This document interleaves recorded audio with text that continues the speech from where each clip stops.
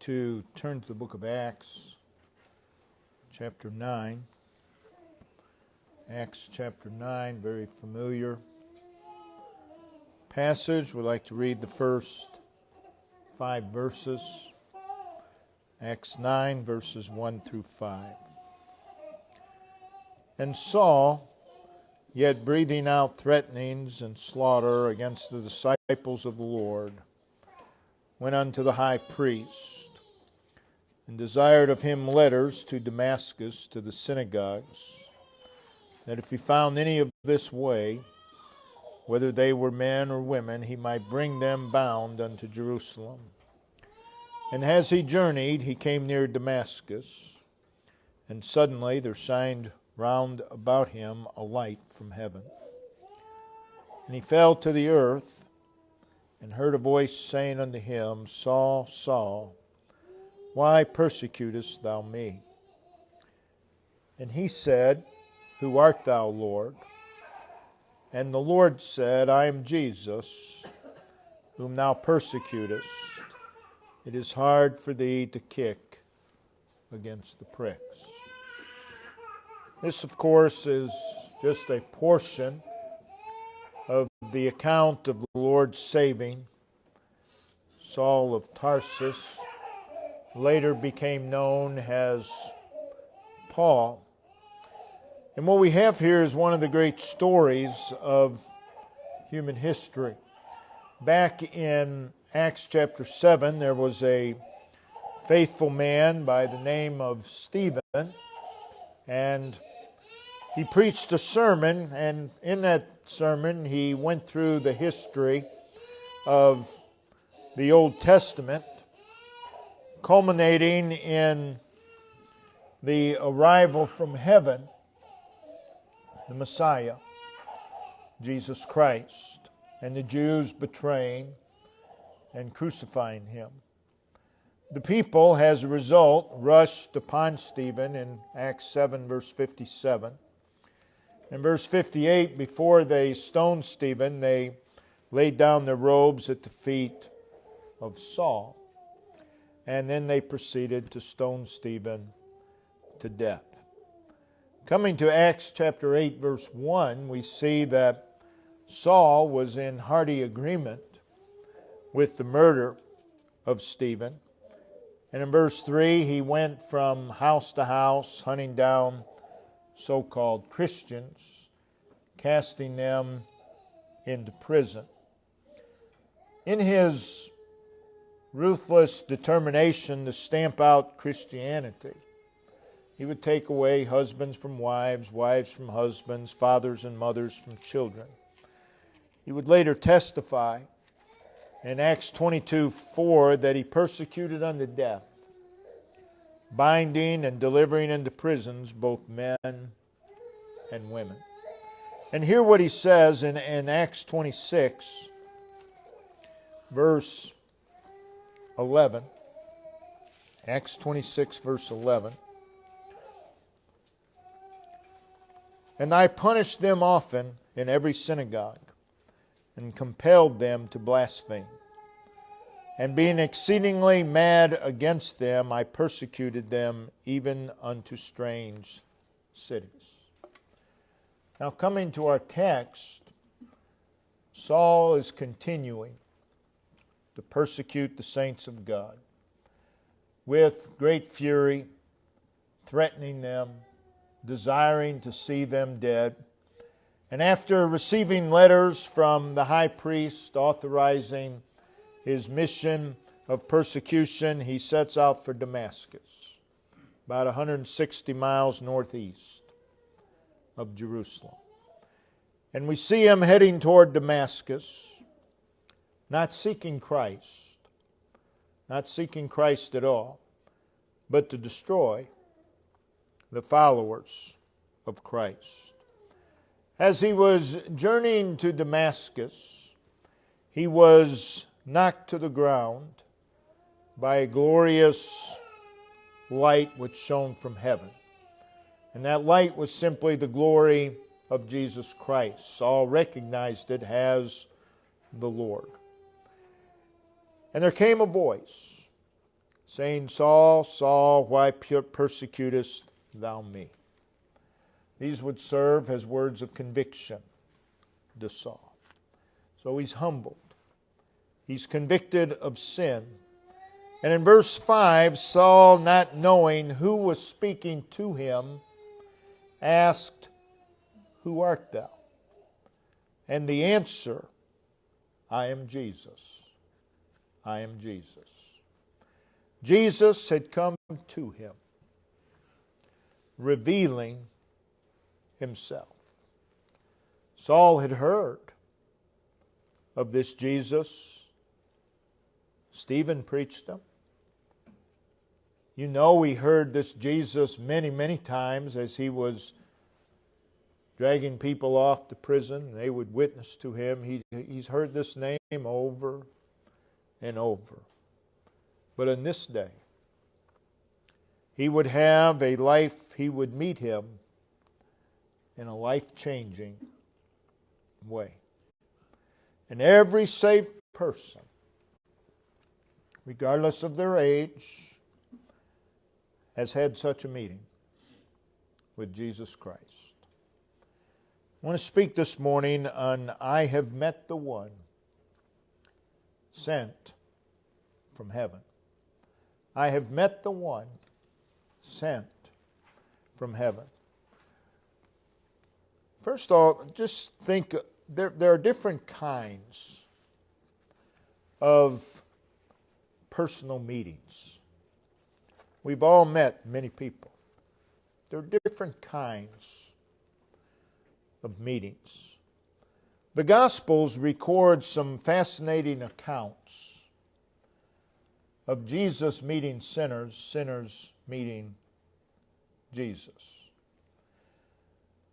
Jesus coming into contact with sinners, sinners coming into contact with Jesus, making a connection of some sort.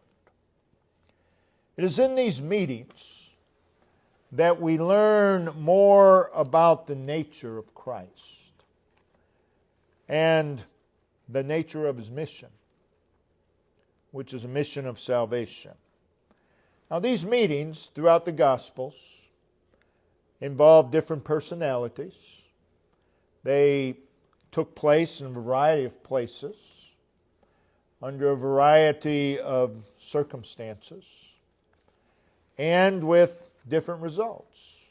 Not all the meetings resulted in the same way. They were not all the same type of meeting. Throughout our lives, again, we have met many people. Not all of those meetings have been the same. They've been different. Many times, if you ask someone, do you know so-and-so? And they will reply, yes, I do. I met them at such and such a time. But just because you met someone does not mean you know them. It's two entirely different things. I have met a lot more people than I know. So when someone asks, do you know brother so-and-so? I'll say, no, I really don't. I met him at such and such a place many years ago, but I don't know him. I met him. So again, you can meet someone, and then you go your separate ways, and you may never see that person again. They have no impact upon your life. So, many before meeting a person have heard of the individual. Many people that I've met, I've heard of them long before I met them. And we see this all through the Gospels. People had heard of Jesus, and then one day they met him. But once again, not all of those meetings were the same. Throughout the Gospels, we see that many who met Jesus were offended as soon as they met him. They were offended. The reason they were offended is because what they thought they knew of him and what they had conjured up in their minds concerning him did not match what they were seeing, what they had witnessed. And many were offended because there was a conflict between their religious views and Jesus Christ. There was a conflict between their lifestyles and Jesus Christ. So they met him and they were offended. We read in John chapter 6 and verse 66 of some who met Jesus. They were offended at his teaching, and it says they walked no more with him. They left. As far as we know, they never saw him again. They met Jesus, but it had no positive impact upon their lives. There were many who met Jesus, and it never went any further. And so it is with you and I. We've met many, many people, but it's never gone any further past that meeting. Never has, and probably never will. That we've met those people and they never became a part of our lives. So you can't, it's just an outright lie to say you know them, because you don't. Just because you met them. But there are others, such as Saul. He had heard of the person of Christ. He had heard of the works of Christ, and it infuriated him. It infuriated him what he had heard of this person, Jesus Christ. But he met him one day. And there was a life transformation. This is a different kind of meeting. And we see this many times in the Bible. You could mention Mary Magdalene. She met Jesus in this way. Certainly Nicodemus, Zacchaeus, the woman at the well, the adulterous woman, Jairus, Bartimaeus, Zacchaeus. I think of the demon-possessed man of Gadara. He certainly met Jesus in a way that had a life-changing impact. The paralytic, the lame man, the man born blind in John chapter 9, the lame man in John chapter 5, the pool of Bethesda. Many, many, many more. People who met Jesus, and it transformed their lives. It was not an ordinary meeting. It was something that would follow them the rest of their lives. And we could go around the room and let people tell how he or she came to know Jesus Christ. And if we truly know him, there had to be a day, there had to be a time, there had to be a place where we met him. Where we met him in a very special way. We all have a story to tell of how we came to meet Jesus Christ. People will tell you with great pride how they've met celebrities, and they'll go as far to say, yeah, I know him, because they met him. They stood in line for 2 hours to get an autograph. Hey, I know him. No, you don't. You met him, and that's even really a stretch. But people will talk about how they've met celebrities and how they've met athletes and famous people. But nothing compares with meeting and knowing Jesus Christ. Nothing can compare. The King of Kings, the one and only Savior of sinners. And we have met Him. So we want to look at this, consider this meeting Jesus. As with Saul, we that are saved, again, there was a time. You may not know the exact time, but there was a time. And there was a place. And Jesus came where you were. And just as He did with Saul, He came with convicting power. And somewhere along the line, He said those words, I'm Jesus. I'm Jesus. He came where I was on February 17th, 1972. Herod Brothers Funeral Home, Frankfort, Kentucky. I had heard of Him many times. And I knew some people that knew Him. I didn't know Him, but I knew some people that did. And these people that knew Him had invited me to come to Him. But I rejected Him and I refused Him very adamantly every single time. Every single time. I can remember as a little boy someone telling me to repeat a prayer. I said, I'm not going to say those words. That's ridiculous. I'm not going to do it. I refused Him time and time again. But He sought me out.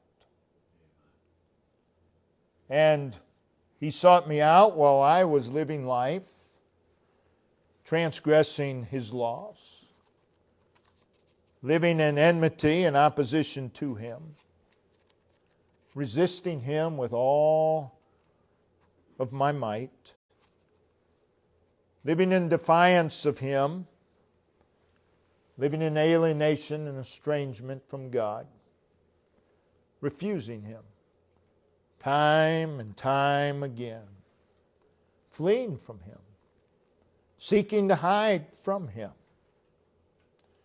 And while I was trapped and held secure in the filth and the vileness of sin and in the darkness and the ignorance and the confusion and the emptiness and the disgrace and the destruction and the defeat and the misery of sin, He sought me out.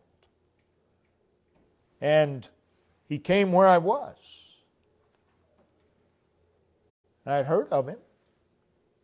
And He said, I am Jesus. I am Jesus. Sought me out while I was abominable and unacceptable, while I was guilty, while I was His enemy, a rebel, wanting absolutely nothing to do with Him. Saul didn't want anything to do with Jesus Christ. But the Lord came where He was. I didn't want anything to do with Jesus Christ. And He came where I was. And I was living my life shackled by sin, wasting my life, and that's what the unsaved sinner does. Dwelling and walking in darkness. And He came and He said, I am Jesus. And just as it was with Saul, we were brought to the end of ourselves. And there He was. I am Jesus. Oh, what a day. Oh, what a day.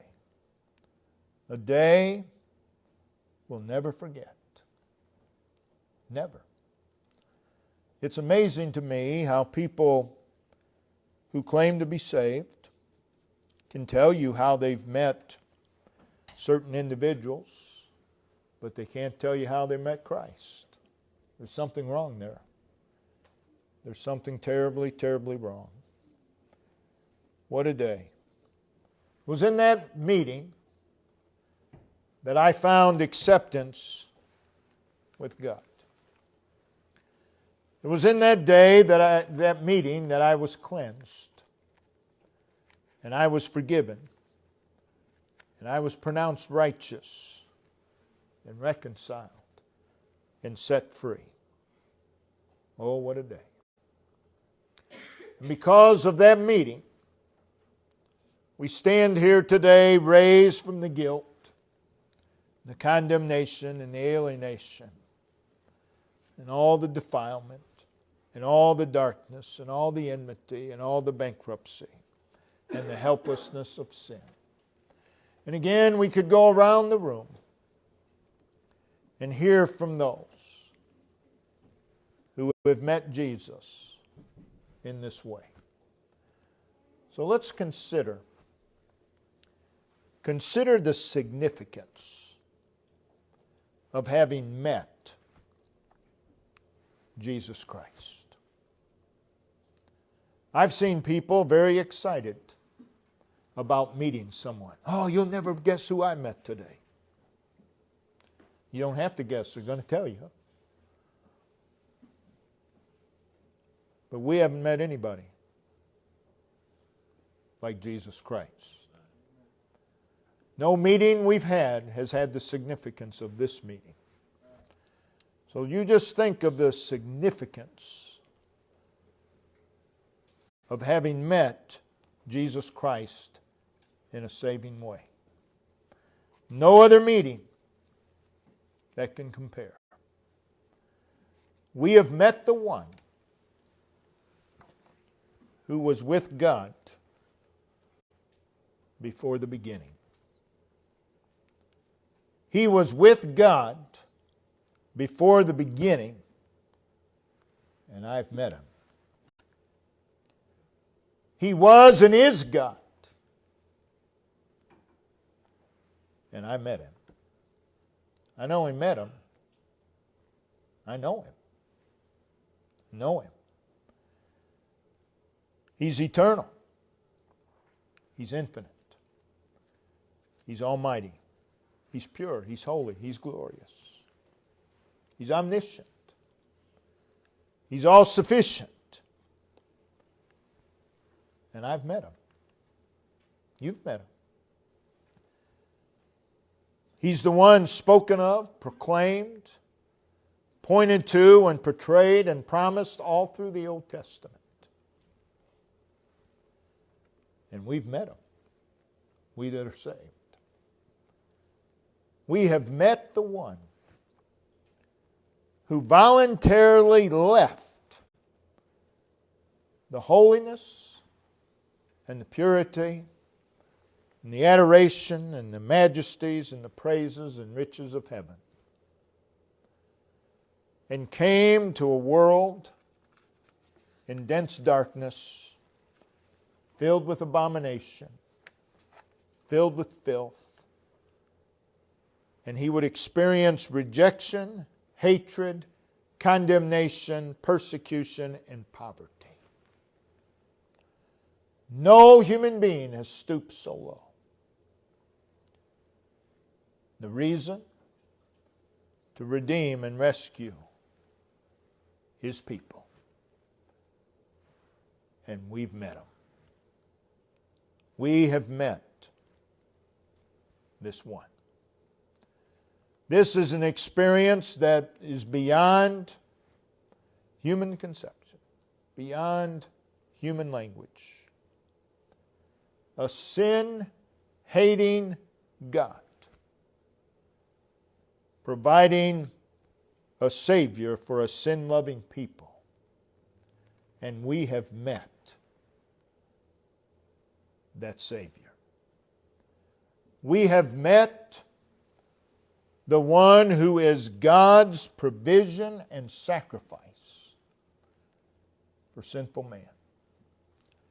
We have met the one who is God's remedy for the worst plague that there is.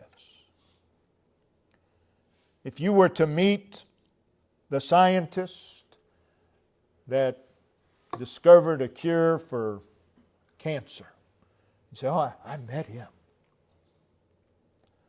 We have met the one who has the remedy, who is the remedy for the greatest plague known to man. Sin. Sin. We have met this one who is God's solution and cure for all the world's problems. We have met this one who came with the righteousness and the cleansing and the forgiveness and the pardon and the reconciliation and the peace and the acceptance with God that every sinner needs. And we've met him. We met him. We've met the one who put on humanity so that you and I could put on divinity. Not only met him, but know him. We have met the one who became the Son of Man, that we could become the sons and daughters of God. Seems to me like we ought to be telling people about this meeting and how we have met this one. You know, if you're talking to someone and they're telling you a problem that they have in life, and you say, "Well, you know what? I had that same problem. But I met this man who helped me." I mean, you wouldn't hesitate to tell them. And yet we come across sinners every day. We know what the problem is. And we don't tell them about the one we've met and the one that we know. We have met the one who in infancy caused the king to tremble in fear. We have met one who in boyhood puzzled the doctors of law. We've met him. We have met one who has healed innumerable multitudes without any medicine. Without any medicine whatsoever. We have met the one who never wrote a book, yet all the libraries in the world could not contain what could be written of him. And we've met him. And we know him. He never wrote a song, but he's the theme of more songs than all the songs combined. We've met the one who has had an impact throughout history. You can meet an individual that had an impact on a certain amount of people during a certain period of time. But you'll never meet any human being that has had an impact throughout history. But we've met one. Jesus Christ. And He's had an impact in all places. There isn't a place in this world you can go that Jesus has not had some impact. And we've met Him. He's had an impact upon all races and all languages of people. And we've met Him. We have met the one who throughout history, as we said earlier, has shown up in dire places and made a difference. A difference that only He can make. He has gone into places of death and brought life. And we've met Him. He's gone into places of darkness and provided light. He's gone into places where people and lives were broken. And He's brought mending. He's gone into places of disease and has brought healing. Places of desperation and helplessness and hopelessness. And He's brought hope. He's the most amazing individual that's ever walked the earth. And we've met Him. We've met Him. People will brag, I've got so-and-so's autograph. So, how does that change your life? It doesn't. It doesn't. But I've met one who changed my life. He's gone into places of weakness and brought strength. Places of heartache and brought joy. Places of fear and brought courage. Places of defeat and brought victory. And we've met Him. No one has brought more comfort than Him. And we've met Him. No one has brought more cheer to the despondent. And we've met Him. We've met the one who has changed hearts, who has changed individuals, who has changed families, and has altered and reshaped the course of countless individuals. No individual nor anything has brought more lasting and drastic change than this one named Jesus. And we've met Him. What a day it was. He's the one that can impact and transform whatever it is that needs to be impacted and transformed. He can transform death. He can transform darkness. He can transform brokenness and hurt and hopelessness and weakness and weariness. And when you come across people that are experiencing these things, what do you tell them? Well, you ought to tell them about the one you know can help them. Jesus Christ. And you can say, I know He can help you because I met Him. And He transformed me. And He can do the same for you. Well, that's not what they want to hear. It may not be. It's what they need to hear. It's the only thing that can help them. Well, they'll get mad. Well, they might. But it's still what they need to hear. No one has made more of a difference in time and eternity than Jesus Christ. And we have met Him. We have met the one who stands victorious. Though emperors and nations have tried to destroy Him, and though movements and philosophies have risen to try to rid the world of His influence, He stands victorious. And we've met Him. We've met Him. And since meeting Him, we have found that He's absolutely reliable. He's trustworthy. He's suitable to all people,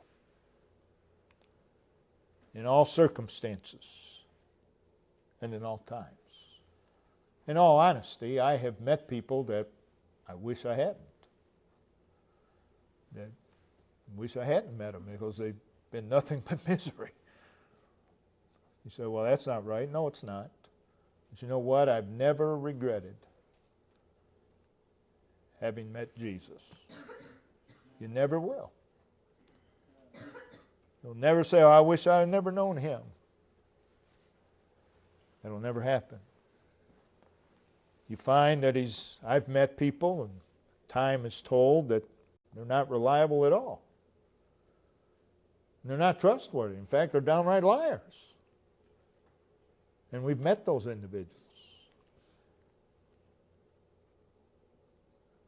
But when we met Jesus, we came to know that He is reliable, He is trustworthy, He's suitable to every circumstance in all times.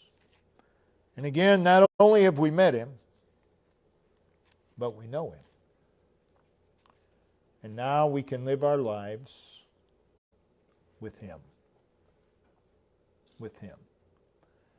Saul met Jesus on the road to Damascus,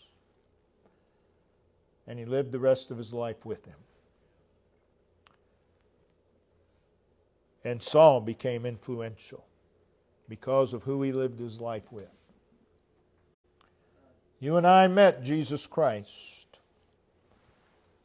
and now we can live our lives with Him. And you know what? It really doesn't matter. It really doesn't matter what's going on out there. It really doesn't. Because I can live life with Him. I can go out there with Him. Makes a difference. Makes a difference. I can go out in the world knowing that this one that I have met, this one that I have come to know, is greater than any problem, any trial that I'll ever have. Greater than any difficulty, any need, any storm that I might have to endure. And it goes back to that day. As far as we are concerned. As far as He's concerned, it goes back into eternity. It goes back to that day when we met Him. We have met people that have come and gone. They're no longer with us. Great people, great men have come and gone. And a few generations later, they're forgotten. They're forgotten. Well, it's hard for you to believe, but after you pass, just be a generation or two, and guess what? Nobody remembers you. Nobody knows who you were. But He lives on. Met many people that are no longer here, but He lives on. And He always will. So, oh, how wonderful it is to go through life having met Jesus Christ. We ought to want to tell people that. How wonderful it is to go through life knowing Jesus Christ. What a difference it makes. What a difference it makes in our perspective. It's shameful. There's an awful lot of God's people who seem to have forgotten this one they met one day. It seems like they've forgotten. I find it hard to forget such a meeting. Such a meeting. We ought to thank God that we have met this one named Jesus. And now we can live the rest of our lives knowing Him. We need to revisit that place where we met Him. Where we met Him. Revisit that time where we met Him. Revisit the circumstances that you were in when you met Him. Again, if you're here today without Christ, We can introduce you to Him. We can tell you about Him. But you need to have a personal meeting with Jesus Christ. Absolute necessity that you personally meet this one. Brother Dave, if you'll come and lead us in a verse of song.